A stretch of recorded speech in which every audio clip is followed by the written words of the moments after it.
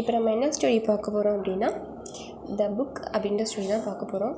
ஒரு ஊரில் வந்து ஒரு சின்ன வயசு பொண்ணு இருப்பாள். அவளுக்கு வந்து எப்படின்னா, எது கேட்டாலும் உடனே வாங்கி கொடுத்துருவாங்களாம். அப்படி ரொம்ப ஆசைப்பட்டுட்டு இருப்பாள். அப்படி இருக்கிற ஒரு பொண்ணு என்ன பண்ணுவான்னா, ஒரு பையனை ரொம்ப ஆசைப்படுவாள். அந்த பையன்கிட்ட போய் என்ன பண்ணுவான்னா, இது மாதிரி வந்து நான் உங்களை கல்யாணம் பண்ணிக்க விரும்புகிறேன் அப்படின்னு சொல்லுவாள். அப்போ அந்த பையன் சொல்லுவானா, அப்படின்னா கொஞ்ச நாள் வந்து டைம் கொடுங்க, நான் சொல்கிறதெல்லாம் நீங்கள் செய்யணும், செஞ்சிங்கன்னா மட்டும்தான் நான் இது மாதிரி உங்களை அக்செப்ட் பண்ணிப்பேன் அப்படின்னு சொல்லுவான். சரி ஓகே அப்படின்னு அந்த பொண்ணு ஓகேன்னு சொல்லிடும். அப்போ என்ன பண்ணுவான், தினமும் ஒரு புக்கு கொடுப்பானா. கொடுத்து அந்த வாரம் ஃபுல்லாக அந்த புக்கை படிக்கணும். அதில் அந்த புக்கில் என்ன சொல்கிறாங்களோ அதை வந்து நீங்கள் அதை என்கிட்ட சொல்லணும், ஒரே வார்த்தையில் இப்படி சொல்லிடணும் அப்படின்னு சொல்லுவாங்களாம். சரி ஓகே நான் படிக்கிறேன் அப்படின்னு சொல்லிடும் அந்த பொண்ணு.